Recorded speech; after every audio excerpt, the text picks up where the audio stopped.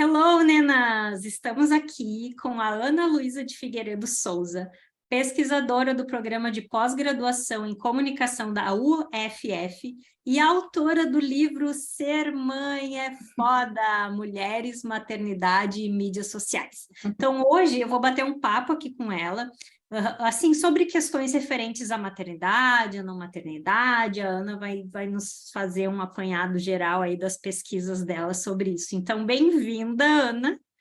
E eu queria, não sei, vou te passar a palavra primeiro para te dar um oizinho aí para o pessoal e depois a gente passa para o bate-papo, pode ser? Pode ser, tá ótimo. Oi, Miri, um prazer estar aqui. Olá, nenas, prazer estar conversando com vocês. E, como você bem falou, isso aqui é um bate-papo que vai trazer um pouquinho da minha experiência pessoal e o meu trabalho como pesquisadora, né, particularmente no último livro, mas que eu continuo desenvolvendo agora no doutorado, que é focado no grupo que mais nos interessa, que são as mulheres sem filhos e a não maternidade. Então, Ana, assim, primeira coisa que eu queria saber de ti, como que veio essa curiosidade, assim, por pesquisar essas questões da maternidade, da não maternidade e assuntos afins, né? Como que tu decidiu começar a estudar sobre isso? É curioso, sabe, Niri, porque no início, na verdade, eu fui atraída pelo estudo da maternidade, especificamente de narrativas pessoais de mulheres sobre ela, nas mídias sociais, porque era um fenômeno que estava pipocando, eu fui atrás dele, e aí quando eu fui conferir que outros trabalhos acadêmicos da minha área refletiam esse tema, eu descobri que não havia trabalhos acadêmicos que refletissem esse tema. Mas, poxa, é um fenômeno que eu estou vendo acontecendo ao meu redor várias os famosos textões de desabafo, falando sobre maternidade real e também sobre a escolha de não ter filhos. Então, eu fui me aproximando dessas narrativas e, conforme eu me aproximava delas, eu reparei a quantidade de mulheres sem filhos, tanto aquelas que queriam, né, planejavam ter filhos um dia e ainda não tinham, quanto as que queriam permanecer sem filhos e que faziam parte desses debates também.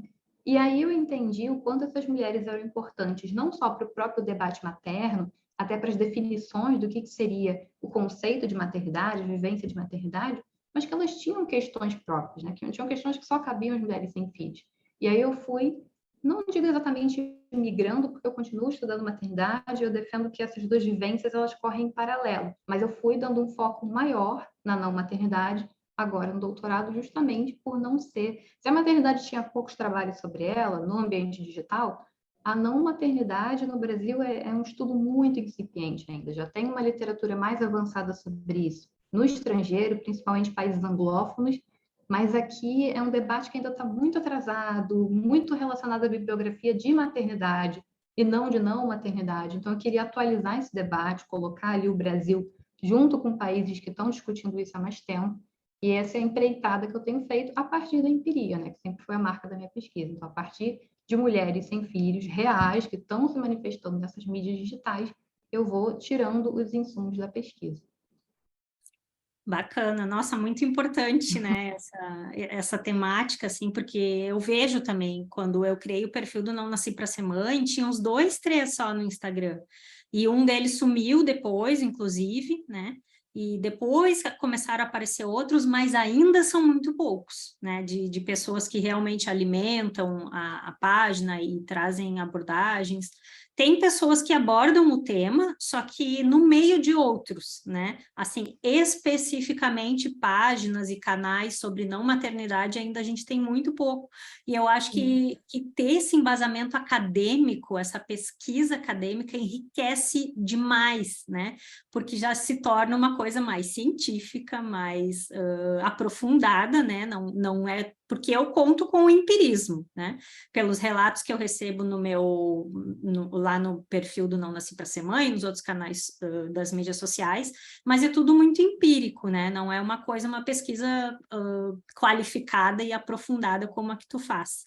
Mas, assim, dentro do teu universo de pesquisa da não maternidade, o que mais faz parte, assim, ou o que mais te chamou a atenção na vida das não mães, né? Nessas não mães por opção, que eu falo, né? Não, até não me refiro muito nas mulheres que não podem ter filho, essa é uma outra realidade, né? Mas para as mulheres que optaram pela não maternidade, o que tu vê como característica comum ou que mais chama atenção na vida delas? Só vou fazer uma breve ponte com um ponto que você trouxe, Niri, de que o seu perfil baseia muito na empiria, em trazer as narrativas dessas mulheres. E acho que uma coisa importante desse trabalho que eu acabo fazendo, que é de divulgação científica, né, trazer um debate que é de uma esfera mais acadêmica, que tem lá suas regras, que não vão ser, não tem como você transpor integralmente para o ambiente de mídias sociais, mas é muito interessante você ver como aquilo que você está pesquisando, até na teoria, se aplica na prática, ou as divergências que tem, porque como a literatura sobre não maternidade vem muito de países anglófonos, tem realidades deles que não cabem aqui, são muito diferentes. Então, você tem que criar, a partir dessa empiria, que inclusive perfis como o seu me ajudam a recolher, porque reúnem essas mulheres e estão sempre trazendo as manifestações delas, me permite traçar paralelos ou não. Falar, a gente precisa desenvolver uma literatura especificamente brasileira, ou conversar com outras realidades para falar dessa vivência. E agora, indo para a pergunta mesmo que você tinha feito, olha, uma coisa que eu achei muito interessante dentro desse grupo de mulheres sem filhos, mesmo se a gente fizer só o recorte das voluntariamente sem filhos, é o quão variado esse grupo é. Porque eu confesso que lá no mestrado ainda, quando eu pensava em mulheres sem filhos, eu tinha mais ou menos uma ideia de alguns perfis que eu pudesse encontrar. E era uma ideia um pouco reduzida, eu confesso. E aí, conforme eu fui avançando com a pesquisa, eu vi quantos subgrupos cabem dentro desse recorte de mulheres que escolhem não ter filhos. E tem um em particular que me chama muita atenção.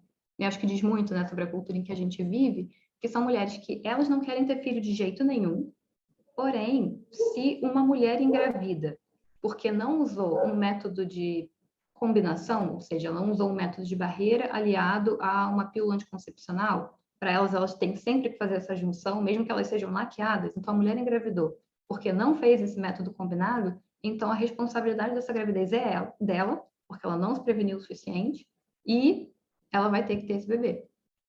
É curioso, porque são mulheres que não querem ter filho de jeito nenhum, mas o discurso delas se aproxima muito de um discurso tanto punitivista quanto maternalista. É muito próximo do que se fala de que não é responsabilidade da mulher, o não é uma escolha a partir do momento em que existe uma gravidez. E, tecnicamente, o que você esperaria? Pois mulheres que não querem ter filho de jeito nenhum se previnem para isso, seriam contra esse tipo de fala. E não. Então foi muito surpreendente para mim encontrar um número considerável de mulheres sem filhos que tinham esse posicionamento de eu não quero filho, mas se você engravidou, você tem que arcar com as consequências disso, sozinha. E É bem não tem curioso, volta. né? Até eu Curioso. queria te perguntar, assim, o que que tu acha que tem como atravessamento delas terem esse tipo de discurso? Alguma coisa cultural, social, religiosa? O que que se destaca nesse contexto, assim? Curiosamente, eu até pensava, de novo, chutando, eu pensaria, deve ser questão religiosa, talvez. E nem tanto, muitas até falam, eu tenho alguma espiritualidade, mas eu não me considero de nenhuma religião específica, não sigo uma fé específica. Mas atravessamento político com certeza tem. E aí você nota que são agendas, né, candidatos, quando é período eleitoral, que isso aflora mais, e às vezes tem brigas muito feias dentro desses grupos por causa disso, são de fato agendas políticas que são mais conservadoras e ou reacionárias. É o lado progressista de fato. E, de novo, é curioso, porque, por um lado, elas estão propondo algo que não deixa de estar num campo progressista, que é o poder de escolha. Elas escolhem não ter filhos e elas defendem muito que elas não precisam ter filhos. Por outro lado, a partir do momento em que existe uma gravidez, elas se aproximam do discurso conservador de que isso não pode ser alterado, que a mulher precisa ser mãe e vai ter que arcar. São muito duras, inclusive, né, nessa responsabilização, né, de que vai ter que ser uma boa mãe, uma mãe presente, que faça isso e aquilo, mesmo que aquela gravidez não tenha sido nem desejada, nem planejada. Então, é complexo. De novo, é um reflexo dos cruzamentos, das contradições que a gente vive enquanto sociedade. Como objeto de pesquisa é riquíssimo, mas não deixa de ter me chamado a atenção e até foi um dos motivos pelos quais eu decidi mesmo enveredar para aprofundar a não maternidade, porque não é algo que você poderia prever e que acontece com uma frequência considerável. Sim, das próprias mulheres culpabilizarem as mulheres, né? Tem Sim. o Não Nasci para Ser Mãe tem o canal do Telegram, do Uhum. qual faz parte, né? Ativíssimo, inclusive. Às vezes surgem esses assuntos assim, ai, a fulana falou que engravidou usando pílula, a fulana engravidou usando DIU, a fulana engravidou usando camisinha, né? Apesar de eu não ter visto tanto ali ali dentro do canal do Telegram, elas falando, não, agora vai ter que ter o filho, alguma coisa assim, isso até eu não me lembro de ter visto. Mas eu me lembro delas culpabilizando, né, de algumas culpabilizando a mulher, de que, ou pondo em dúvida que a mulher estaria usando corretamente ou não aquele método contraceptivo, que não tem como a gente saber, né, se a mulher não relata, não tem como a gente saber, mas a gente sabe que os métodos, eles têm um índice de Tem uma falha. falha. E outra, né? Se a mulher usou errado ou não, o que interessa é que ela não quer aquela gravidez, né? Não deveria ser um requisito para legitimar ou não o desejo ou não desejo dela por levar a gestação adiante. É curioso isso. Então, não, pera.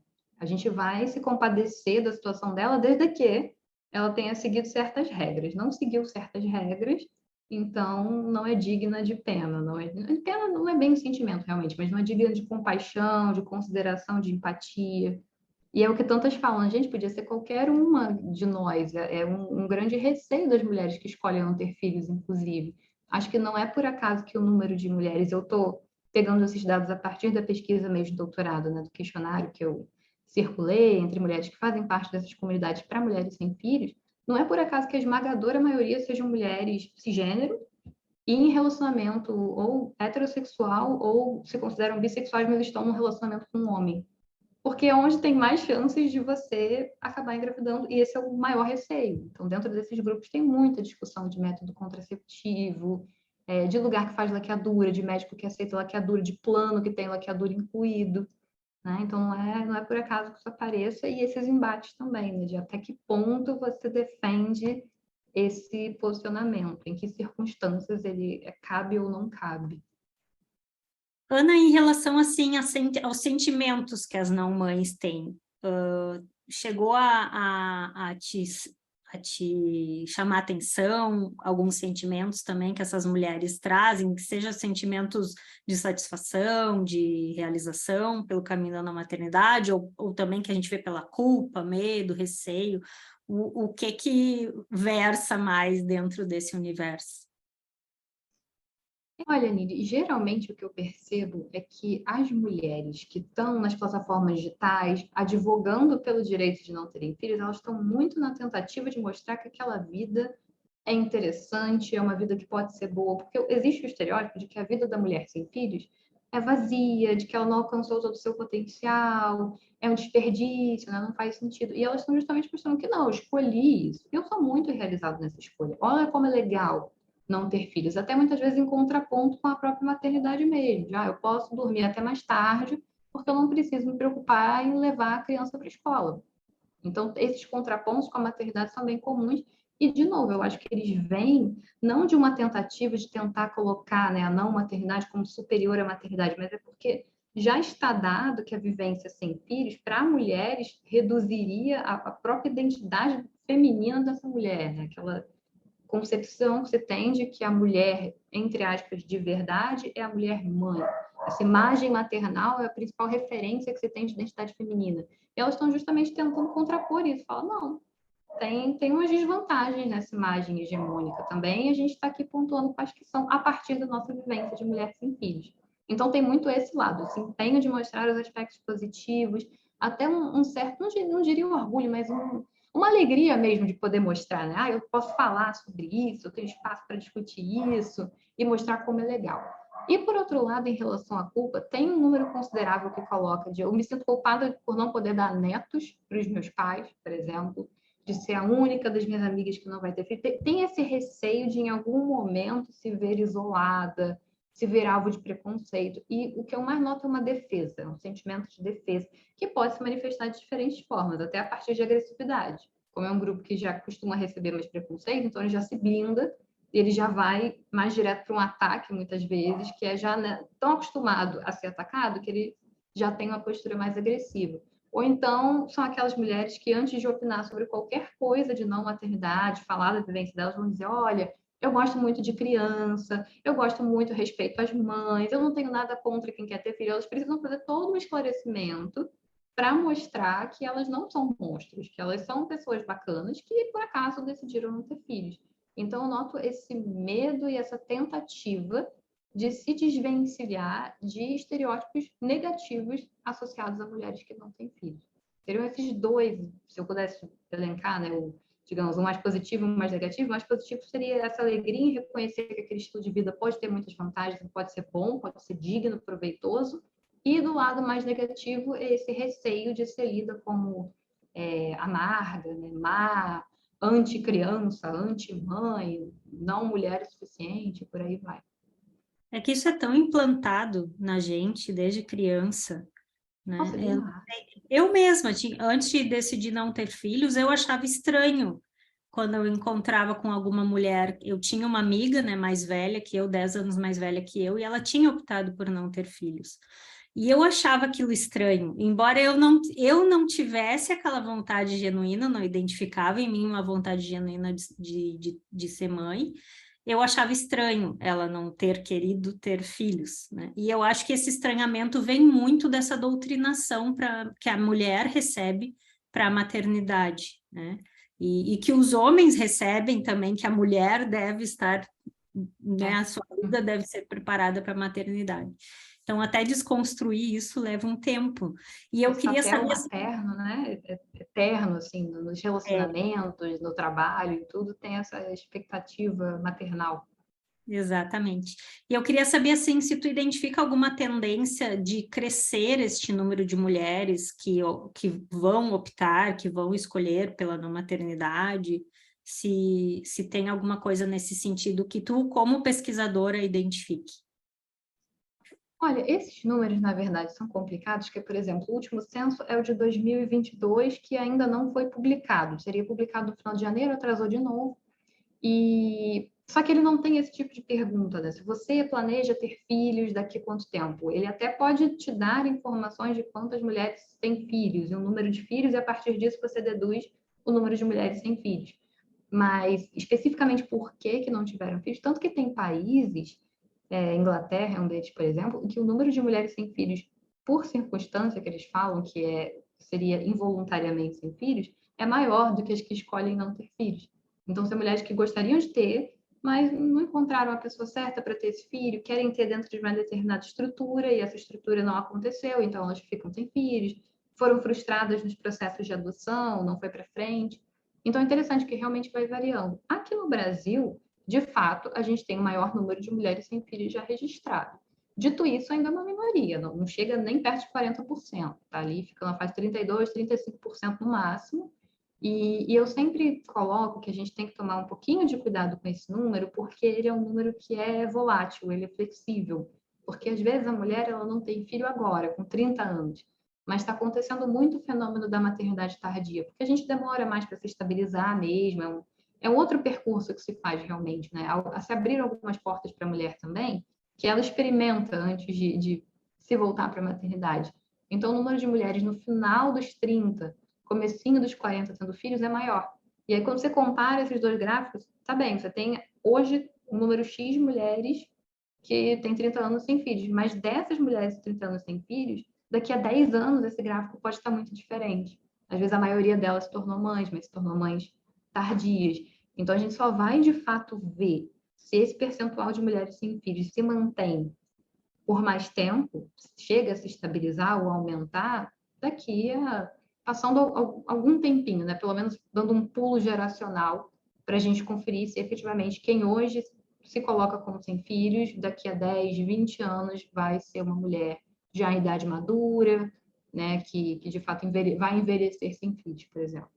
Mas o que eu enxergo é isso. De fato, a gente tem esse cenário, já é o maior número que já tivemos no Brasil e em muitos lugares do mundo, o que se deve a uma série de circunstâncias também, né? Não dá para achar que é só porque elas, de alguma forma, acham que a maternidade não combine com elas. Acho que tem toda uma estrutura material mesmo que a gente tem que levar em consideração.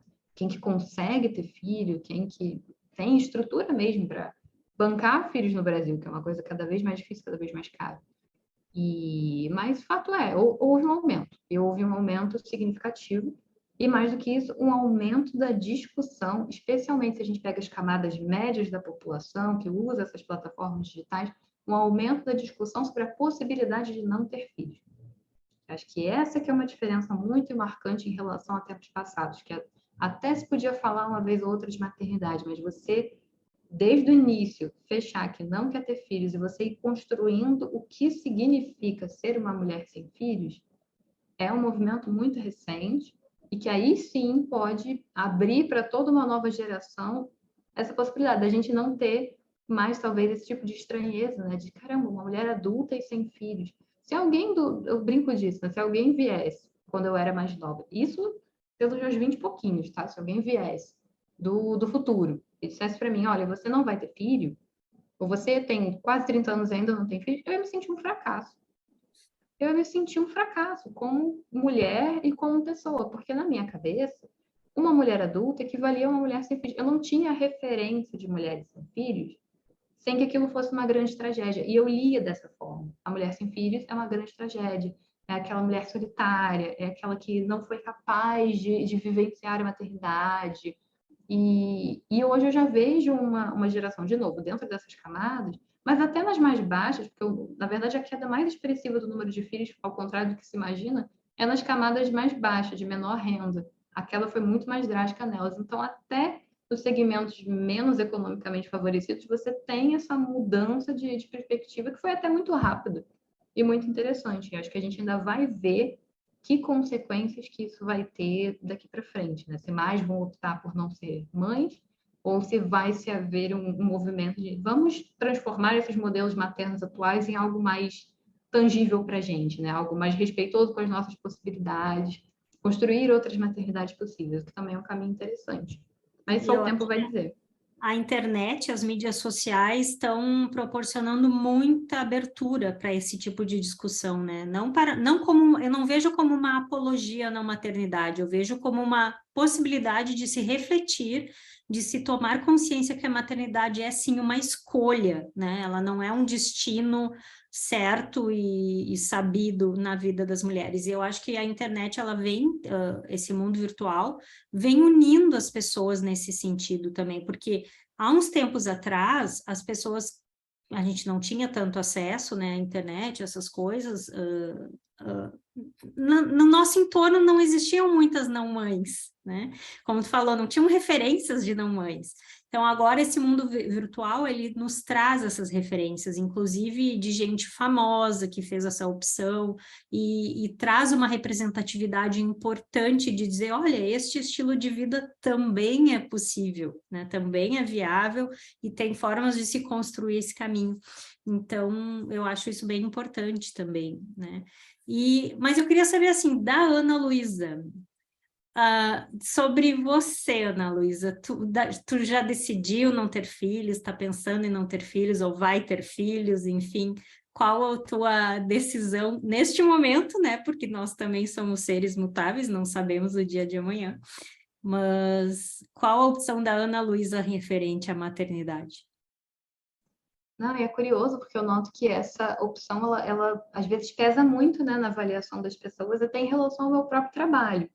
E é aquilo que eu sempre tenho que estar defendendo, gente. Somos livres para pesquisarmos os temas que forem, os nomes, né, que são grande referência, que revolucionou até os estudos maternos. Em muitos sentidos, é a Orna Donas e ela é assumidamente child-free. E em Israel, o que é muito mais complexo, lá tem política de natalidade mesmo, a taxa de filhos por mulher é muito alta, e ela banca esse discurso, inclusive já recebeu até ameaça de morte muitas vezes em eventos e tudo, por causa desse posicionamento dela. Então, assim, é curioso como pesa. Agora, o que eu digo é o seguinte, como você colocou, né, sempre tem uma janelinha de mobilidade que eu acho que faz parte da vida, eu acho que a gente fechar totalmente uma porta não é tanto por aí que a coisa caminha, porém, dadas as circunstâncias, o que eu projeto não só para mim, mas para o meu entorno, eu diria que seria muito improvável que eu me tornasse mãe. Seria de fato uma surpresa para mim, inclusive, se daqui a 10 anos, por exemplo, eu me visse como mãe, né? Como uma criança e vi com ele. Olha só as voltas que a Terra dá, não é mesmo? Então, por enquanto, eu realmente acho que não está nos meus horizontes. E não é um planejamento, não é algo que eu trabalho para alcançar. Eu não tenho um planejamento pessoal relacionado a isso. Eu acho que esse é um ponto que me faz acreditar que seria muito improvável eu mudar de ideia lá na frente. Eu, de fato, não tenho um fundo de investimento dedicado aos futuros filhos, eu não penso muito sobre essa parte reprodutiva, de preservação de fertilidade, tratamento para fertilidade. Eu acredito que se fosse algo que eu, de fato, visasse mais, eu estaria me movimentando de outras formas. Uhum. Mas teve algum momento assim que tu efetivamente bateu o martelo e disse, não, eu não pretendo ter filhos? Como É foi o curioso. processo? Eu não sei dizer exatamente um momento assim que eu bati o martelo, mas eu digo que todos os dias eu acordo e eu não sinto vontade de ser mãe. Então eu acho que é um bater martelo diariamente, digamos assim. E é curioso que tem um pessoal que questiona, é por conta dessa pesquisa, né, dos relatos que você vê das mães. Olha, óbvio que vai me atravessar de alguma maneira, mas eu também recebo muitos relatos potentes da maternidade, muitas experiências de maternidade que não são nesse modelo exploratório e opressivo e pesado. Eu sei que existem esses caminhos também. E eu acho maravilhoso que esses caminhos estejam sendo reforçados e construídos pelas próprias mulheres. Eu quero mais que a maternidade possa ser mais leve, mais justa. A questão é mais comigo. É uma vivência que, de muitas maneiras, eu acho que não combina com aquilo que eu sou, que eu me proponho a fazer em termos de construção no mundo. Eu sou uma pessoa que acredita muito em construir junto, sabe? Eu não sou dessas que acho que a gente passa pela vida e só olhando para a gente mesmo e sem deixar nada. A gente tira muita coisa quando passa por esse mundo, então acho que é justo a gente devolver algo também. E para mim, uma forma de fazer isso, talvez a melhor forma de fazer isso, seria sem filhos, sem ocupar esse papel de mãe, sendo aliada das mães nas reivindicações que elas tiverem, não é uma questão disso, mas para mim mesma não faria sentido o caminho da maternidade. Mas em algum momento assim da tua vida tu já chegou, já teve vontade mesmo de ser mãe ou achava que seria mãe? Líria, pra você ter noção, eu fazia desenhos dos meus futuros filhos. Eu teria 4 filhos. 4 filhos. Um menino, uma menina, um menino, uma menina. Que claro que eu queria controlar tudo, né? Até a ordem ali, o gênero, a ordem que ia nascer, tudo. E eu assistia programa de parto. Você não tem noção, eu queria ser obstetra numa época da minha vida. E essa época durou, eu já era o quê? Início da adolescência até mais ou menos chegar perto do vestibular. Eu mudei muito, muito em cima da hora para outras opções além de obstetrícia. Uhum. Então, é curioso. E ao mesmo tempo já tinham uns sinaizinhos ali que indicavam que não combinava tanto, que eu me via como uma businesswoman. Acabou que eu acabei não virando nenhuma dessas projeções, mas eu seria uma businesswoman e mãe de 4 filhos, mas eu não teria tempo porque eu estaria muito envolvida com a minha carreira, então eu não teria tempo para a vida pessoal, mas ao mesmo tempo eu teria 4 filhos e o marido, porque na minha cabeça também tinha que ter a figura do marido. Hoje em dia, é óbvio que eu entendo que não, mas naquela época era a forma que eu enxergava a vida adulta de mulher. Eu realmente não achava, tanto que era uma ofensa assim, entre as amigas de escola. Eu lembro disso muito claramente, quando a gente falava de futuro, você dizer que alguém, será que fulana vai ter filho? Ou na hora de projetar quem vai ser madrinha do filho de quem? Se você esquecesse alguém, era uma ofensa para fulana você projetar que a fulana não vai ter filho, ou não vai ter o filho, enfim, do jeito que ela queira.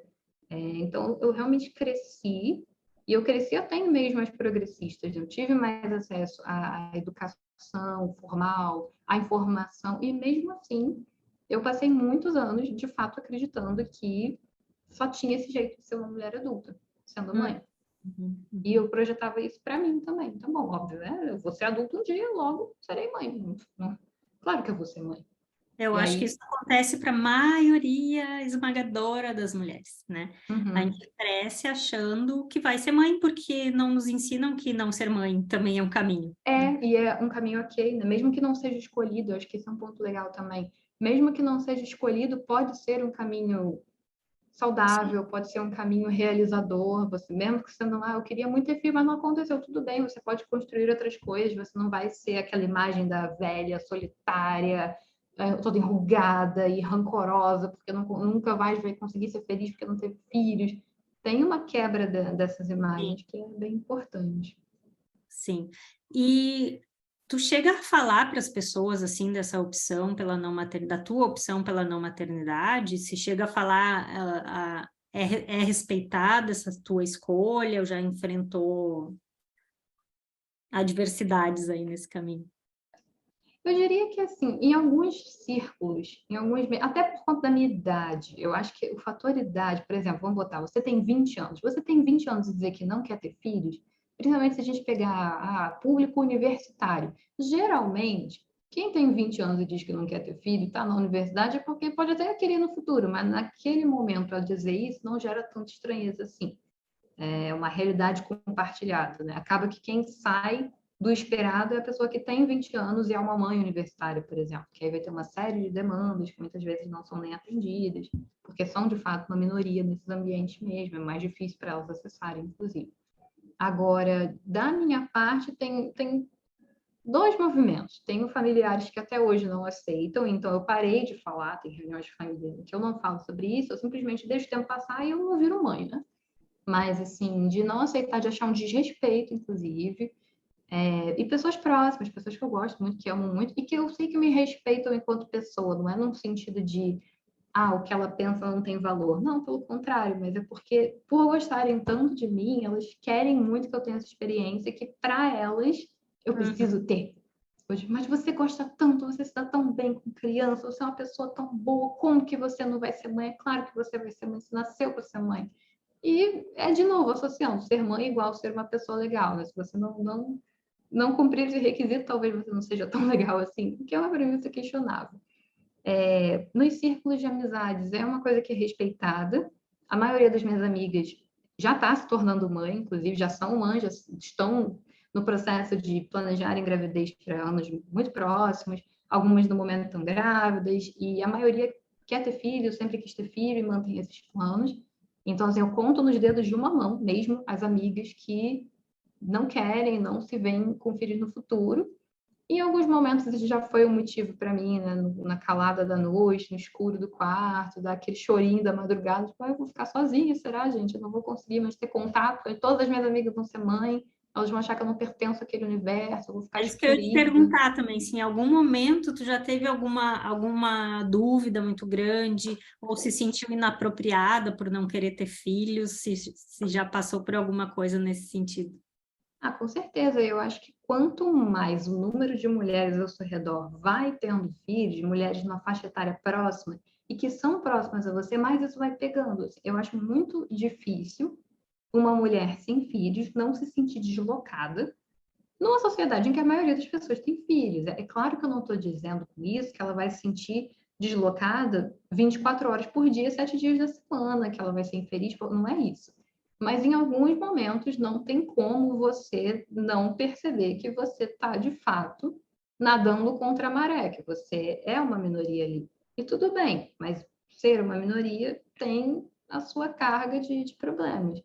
E comigo, particularmente, acontece um processo curioso, que eu noto muito de como homens usam isso também, né? Porque da parte das mulheres eu noto que tem mais compreensão, tem muita mãe, inclusive, que fala, quer saber, não tem filho não, a melhor coisa que você faz, ajuda a gente aí da posição que você tá, sabe? Tá bem assim, não faz isso não vale a pena. E aí, tudo bem, é o conselho que elas têm para me dar, mas com mulheres eu noto que é mais compreensivo. Com homens, eu noto que, assim, tem dois movimentos. Tem uns que são aqueles caras que estão tentando se aproximar de mim de alguma forma, e como não tem muita brecha, eles tentam dar a cartada disso, porque eu quero ser pai, eu penso em ser pai, e que essa geração é muito egoísta porque não quer ser mãe. Como se tentasse de alguma forma me manipular para eu me sentir mal por não querer ter filhos e aí eu me aproximar dele. É um cálculo tão curioso, assim, tão autocentrado, inclusive, mas diz muito sobre, primeiro, como a paternidade é leve para os homens, né? A ponto de eles fazerem esse tipo de proposta uma pessoa que eles mal têm contato e sem peso nenhum para isso. E outro nível de intromissão nas suas decisões particulares. E um outro movimento são homens que veem que eu pesquiso sobre não maternidade, e aí, do nada, a pessoa, às vezes, está conversando com você, numa interação qualquer, e joga aqui. Porque eu não planejo ter filhos e tal, assim, nada contra quem tem filhos, mas isso não é um planejamento. Do nada a pessoa me manda essa informação, e você fica, interessante, mas o que eu tenho a ver com isso? Por que você está me jogando isso? Então é curioso, porque isso acaba virando quase que um meio de conseguir ou não, se mostrarem ou não interessantes para mim enquanto pessoas com quem eu poderia me envolver. E eu vou ser muito sincera, era um tipo de abordagem e um tipo de relação, né, com a minha opção de não ter filhos que eu não esperaria encontrar e que eu venho encontrando. Aconteceu muito recentemente, inclusive. com alguma frequência, desde que eu publicizei as pesquisas, né? De que eu joguei os resultados de pesquisa de uma forma mais pública, para um público maior. E aí, vira e mexe, me acontecem essas situações. Então, eu diria que talvez as mais inconvenientes sejam as masculinas, e as femininas acho que são, em geral, mais compreensíveis. Sim. Uhum. E, Ana, assim, que tu já tenha sofrido, qual foi a coisa mais estranha, assim, que tu já ouviu em relação à escolha de não maternidade, ou que tu já soube, assim, de alguma mulher que tenha passado em relação a isso? Ah, é uma coisa que eu nunca gosto, que acontece às vezes em consultório médico, tem uma mulher mais velha, ela é clássica, quantos anos você tem? Aí você, ou você está preenchendo ficha, a pessoa descobre quantos anos você tem. Aí você fala, tal, tantos anos. Ela, na cidade eu já estava com meu segundo filho no colo. Aí você fica, legal. Que bom, parabéns, sabe? E é um comentário que, sinceramente, eu acho que só vem, de novo, de uma normatividade. E aí, às vezes, desse comentário surgem outros, como, por exemplo, mas por que que você ainda não tem filho? Ou o que que você está esperando? Você tem algum problema? Você não conseguiu ter? Assim, já me perguntaram de pegar na minha mãozinha. Mas você tem algum problema? Você não conseguiu ter filho? Eu falo, nossa, minha senhora, eu realmente não planejei mesmo ter, não. Assim, eu evitei ter, inclusive. E aí é um choque muito grande, sabe?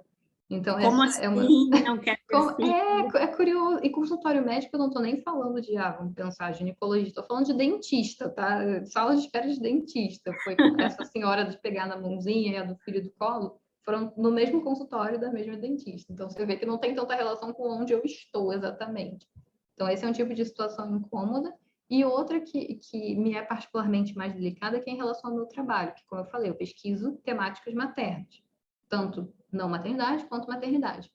E às vezes é raro, felizmente não é comum, mas é isso, é uma defesa que eu tenho que estar pronta para fazer do meu lugar enquanto pesquisadora de temáticas maternas e que não tem filhos, e validar esse lugar. O que, academicamente falando, sinceramente, eu não noto que seja um problema, entende? Mas cada vez mais eu percebo que é uma pergunta comum até que me fazem quando querem saber do livro, por exemplo. O que te moveu a escrever o livro? Porque você é mãe, você planeja ser mãe? E, inclusive, numa situação específica, só aconteceu uma vez, pelo menos. Mas era uma pessoa questionando o título do livro, que é o Ser Mãe é Foda. E aí a pessoa colocou, não, mas só mães podem dizer que ser mãe é foda. E aí eu, assim, mas é porque o título é uma citação, né? Uma fala que se repete muito entre as mulheres que eu analiso, e a pessoa não foi capaz de entender que isso não sou eu, o título não sou eu falando. O título é justamente o meu objeto empírico falando. São falas das mulheres que eu trouxe para lá. E eu expliquei, né, na maior boa vontade, mas a pessoa realmente não entendeu. E eu, bom, paciência, eu tentei. Então, são alguns questionamentos que às vezes te surpreendem nesse sentido, de questionar o seu lugar enquanto pesquisadora daquelas temáticas e você, por sua vez, se defender e de mostrar que não tem isso. Tem mães que pesquisam sobre não maternidade, principalmente no exterior, e são muito reconhecidas por isso. E tem mulheres sem filhos que pesquisam maternidade, também são muito reconhecidas por isso. Então, acho que o mais delicado para mim é quando envolve o meu trabalho, principalmente num papel de duvidar da minha legitimidade enquanto alguém que se interessa legitimamente por essas questões. Eu não preciso ser mãe para me Sim. interessar por Isso mãe. se transporta para diversos outros assuntos. A gente não precisa ser. O pesquisador ele é um observador, né? Não precisa ser, por exemplo, uma pessoa que pesquisa sobre droga, drogadição, ela não é um drogado, né? Uma Ser um pessoa. usuário de droga É, para pesquisar sobre isso. Não precisa sim, ser fã de uma determinada banda para pesquisar sobre isso. Por exemplo, pesquisadores de influencers, né? Cultura de celebridade. Eles não são celebridades, eles são pesquisadores, mas esse é o objeto de pesquisa exatamente. deles. E quando Né? vai para a maternidade, eu noto que, às vezes, como eu falei, não é uma maioria, no geral, isso é bem aceito, até porque eu sempre faço essa argumentação, né, de que a maternidade influencia todas nós como instituição cultural e simbólica, então somos todas atravessadas por ela, mesmo que não tenhamos filhos. Então, é uma defesa que eu me acostumei a fazer, inclusive, mas aí já vem esse estranhamento que não tanto para outros objetos de pesquisa, né? Mas faz parte, eu acho que também faz parte é isso, o processo de você levar a pesquisa para além dos ambientes de pesquisa é um pouco isso, de você ter que ter sim o trabalho mesmo de explicar determinados processos, não, isso aqui é possível, isso não vai contra o fazer científico, isso também faz parte. até para mostrar que ciência ela é mais abrangente, né? Mais acolhedora, inclusive, do que às vezes a ideia que as pessoas possam ter, né? Como algo muito fechado, rigoroso. Ela é, mas no sentido de um método para aquilo ser confiável, para aquilo ser ético, para aquilo ser replicável, e não no sentido do que você pode fazer ou do que você pode pesquisar com base em quem você é. É uma confusão que às vezes se faz e que eu estou aqui também para tentar desconstruir aos pouquinhos, né? Dentro do possível. Sim. Então, Ana, agradeço muito a tua participação. Gostaria de saber se tu quer falar mais alguma coisa a respeito da tua pesquisa, ou das tuas vivências, das tuas observações, e também que mensagem tu deixaria para as mulheres, de modo geral, referente a esse assunto de maternidade e de não maternidade. Vou começar com a minha mensagem para as mulheres. Na verdade, não, vou começar com o meu agradecimento por você, por ter me convidado para esse espaço. Adorei o papo, é sempre um prazer conversar contigo e adoro o seu projeto. Já te mostrei isso, inclusive, é uma fala do seu projeto, né, do Não Nasci para Ser Mãe, que abre a minha tese de doutorado. Então, assim, você é muito importante nesse movimento e eu te agradeço por fazer parte dele e ser uma parte tão atuante dele. E agora, indo... A é verdadeira, que eu admiro Sim. muito o seu trabalho. Muito obrigada, Nini. Tanto que tu está sendo a primeira entrevistada aqui de 2023, né? Para abrir Desculpa, o ano. gente. Chave de ouro. É que eu começo, meu nome é Ana, gente. É muito difícil sair dessa posição de quem é o primeiro ali da lista. Eu nasci assim. E agora, pensando, dando recado para as mulheres, eu diria o seguinte: tem duas caricaturas, tá? Duas caricaturas que são muito fortes para a gente. Uma é a dessa mulher recalcada, fria, egoísta, pouco atraente. Essa seria a caricatura representando mulheres sem filhos. E aí você tem uma outra caricatura, que seria da mulher amorosa, protetora, que abraça todos, que perdoa sempre, que se doa incondicionalmente, que tem um aspecto agradável, sabe, acolhedor. Essa seria a caricatura da mãe. Nenhuma dessas imagens é real. Nenhuma delas representa a nossa diversidade, a nossa variedade, e a gente não precisa ter medo de se encaixar, por exemplo, para fugir dessa caricatura da mulher solitária e amargurada. A gente então tenta seguir uma normatividade materna que é para não ser lida de uma forma pejorativa. Ou a gente, uma vez como mães, a gente tem que seguir essa cartilha da mãe que tudo aceita, que tudo perdoa, do contrário, você não é uma mãe boa, você não é uma mulher boa.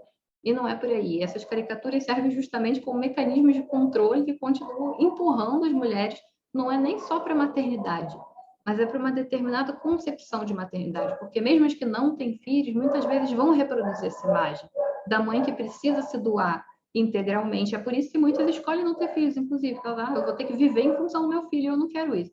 Você não necessariamente precisa viver em função do seu filho para ser mãe.